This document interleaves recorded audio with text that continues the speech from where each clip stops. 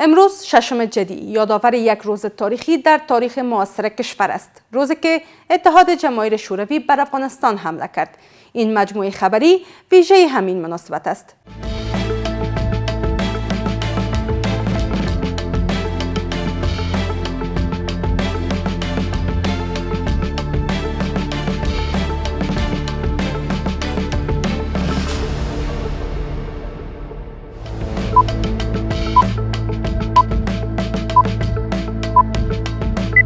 سلام و وقت شما بخیر. به مجموعه خبری این ساعت از میز خبر خوش آمدید. امروز شنبه ششم جدی 1404 هجری خورشیدی است که برابر میشد با 27 دسامبر 2025 میلادی. مشروع خبرها.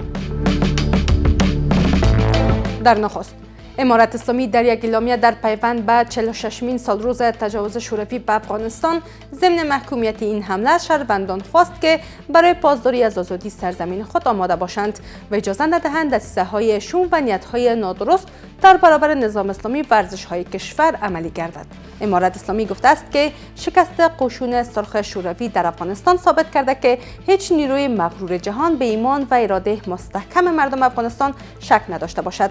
در همین حال امیر خان متقی وزیر خارجه امارت اسلامی در مراسم به مناسبت ششم جدی از اشغال افغانستان توسط شوروی پیشین به عنوان یک اشتباه بزرگ یاد کرد. متقی در بخشی از سخنانش با یادآوری از رشادت و فداکاری مردم کشور در برابر نیروهای شوروی و حکومت دست نشانده آن شکست شوروی از افغانستان را عبرت برای جهان دانست.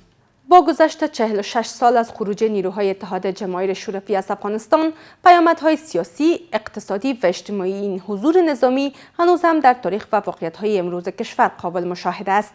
همکارم نستر نمیری در این مورد گزارش تهیه کرده که چگونه این تهاجم مسیر تاریخ کشور را تغییر داده و بر زندگی مردم تاثیر گذاشته است.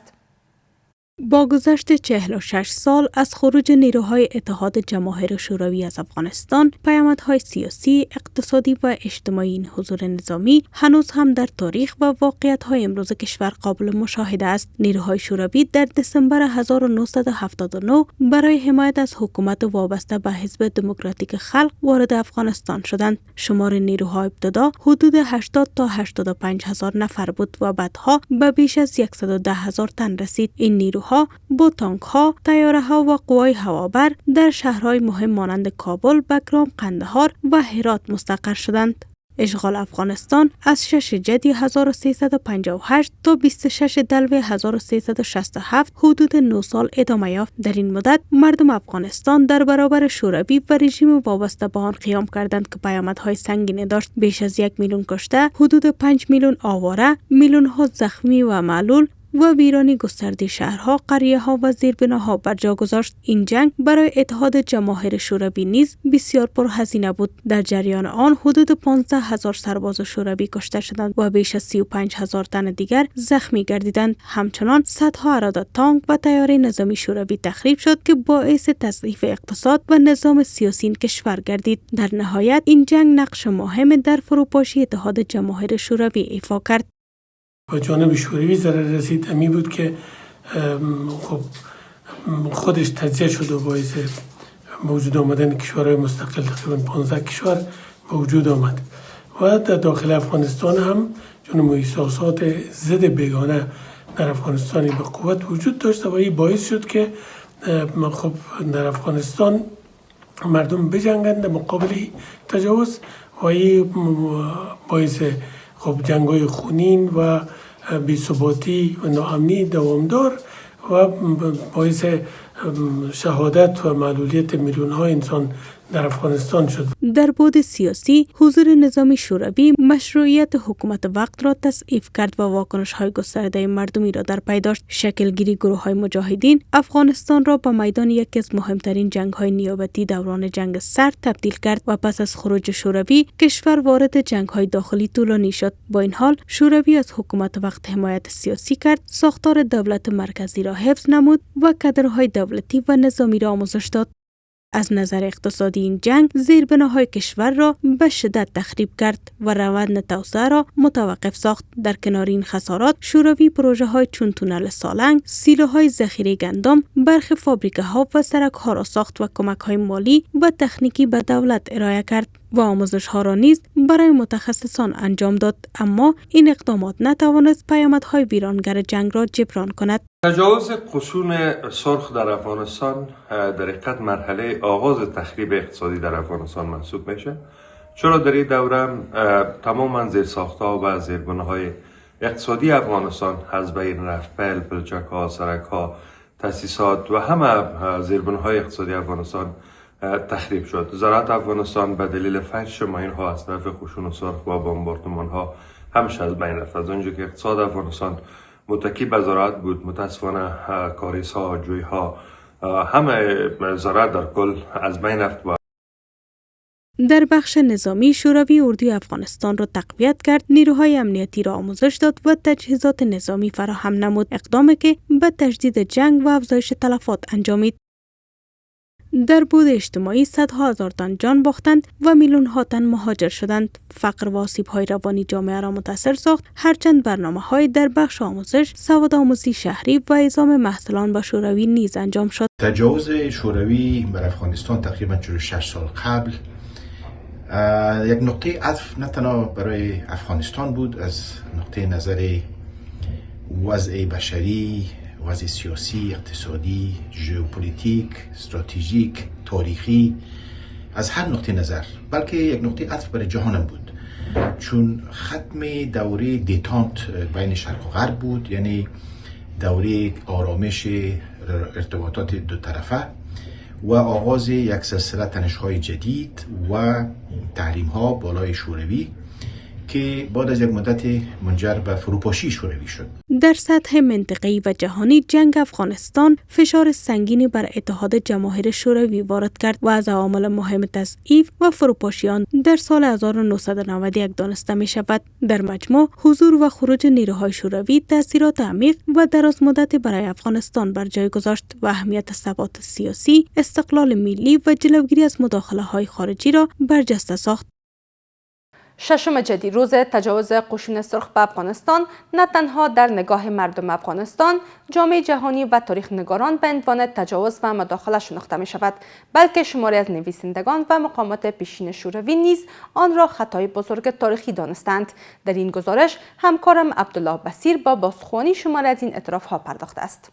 6 جدی 1358 روزی که تانک‌های ارتش سرخ از مرزهای افغانستان عبور کردند. تجاوزی که در روایت رسمی مسکو کمک برادرانه خوانده شد، اما در واقع آغاز یکی از خونبارترین فصلهای تاریخ افغانستان بود. جنگی که نه تنها سرنوشت کشور بلکه آینده خود اتحاد جماهیر شوروی را نیز تغییر داد. سالها بعد با فروپاشی شوروی و باز شدن آرشیف‌ها، شماری از نویسندگان، نظامیان و تصمیمگیران پیشین شوروی به گذشته بازگشتند، نه برای توجیه بلکه برای اعتراف به این که افغانستان یک خطای بزرگ تاریخی بود. آناتولی چرنایف، عضو ارشد کمیته مرکزی حزب کمونیست شوروی، در خاطرات خود فضای تصمیمگیری آن روزها را چنین توصیف می کند: فضای آکنده از ترس و سوء ظن، نه شناخت واقعی از افغانستان. ما افغانستان را نه به عنوان یک جامعه پیچیده بلکه به عنوان یک مهرت در شطرنج جنگ سرد دیدیم و همین ما را به تصمیم کشاند که از زمان ابتدا مشروعیت اخلاقی نداشت. تجاوز افغانستان اعتبار بین‌المللی شوروی را به تدریج از بین برد. در میدان جنگ تصویر حتی تلختر است.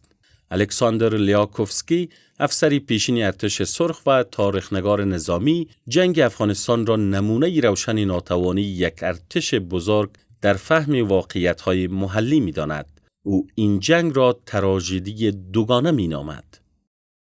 ارتش سرخ برای جنگ در دشت‌های اروپا ساخته شده بود، نه برای کوهستان‌ها و روستاهای افغانستان. این جنگ یک تراژدی دوگانه بود: تراژدی برای مردم افغانستان که قربانی ویرانی شدند و تراژدی برای سربازان شوروی که در جنگ بی هدف جان دادند یا با زخم‌های روانی بازگشتند. الکس آرباتوف، تحلیلگر برجسته امنیت بین الملل، میگوید که پیش از تجاوز هیچ گونه تهدیدی از افغانستان متوجه امنیت شوروی نبود. افغانستان پیش از تجاوز تهدید واقعی برای امنیت شوروی نبود، اما ورود ارتش سرخ این کشور را به میدان رقابت قدرت‌های جهانی تبدیل کرد و تهدید بالفعل ساخت. در داخل شوروی نیز جنگ افغانستان به تدریج اعتماد جامعه را فرسایش داد. تابوت‌هایی که شبانه باز می‌گشتند، سانسور گسترده و ناتوانی حکومت در توزیع هدف این جنگ شکاف میان مردم این کشور و حاکمیت را عمیق‌تر کرد. لیاکوفسکی و چرنایف هر دو اذعان دارند که افغانستان به نماد دروغگویی رسمی و بیکفایتی تصمیمگیری در شوروی بدل شد.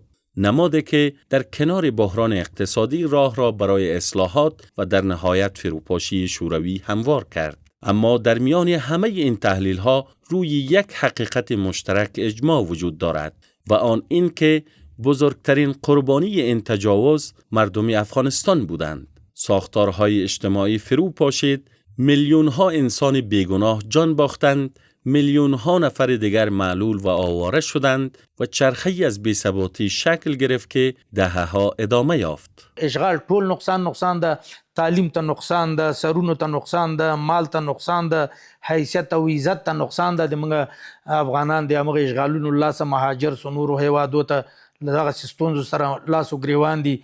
نو اشغال نه باید دا درس مونږ واخلو، عبرت واخلو چې د هیڅ چا ګټه نشته. هغه اشغال چې چا په خپل وګو باندې راوسته، څوک چې سبب سوي دي لکه کمونستان، لکه غربیان، هغه هم ذلیل دي نن سبا. در 46مین سالروز تجاوز قشون سرخ، بازخوانی این اعتراف‌ها تنها مرور تاریخ نیست. یادآوری این حقیقت است که پذیرش خطا و روبرو شدن صادقانه با گذشته شرط جلوگیری از تکرار فاجعه‌ها در آینده است.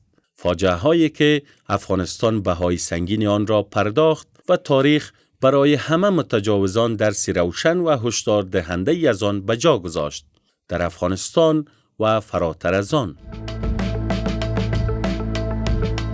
سپاسگزاری میکنم از همراهی شما. تا این دم به همین ترتیب رسیدیم به پایان مجموعه خبری این ساعت از میز خبر. تا دیدار بعد.